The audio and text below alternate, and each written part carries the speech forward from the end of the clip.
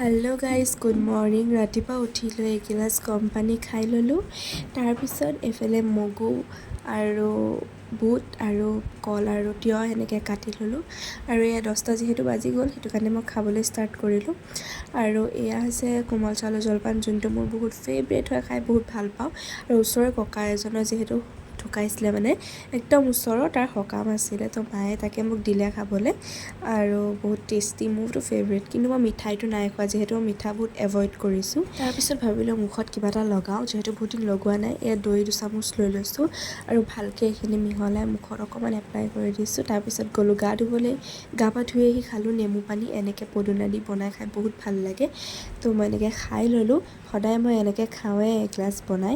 তাৰপিছত গ'লোঁ ভোজ খাবলৈ, যিহেতু দুপৰীয়া ভাতসাঁজ তাতেই খাম। আৰু এয়া খাবলৈ বহি ল'লোঁ আৰু সেয়া খাই বৈ আহি শুলোঁ।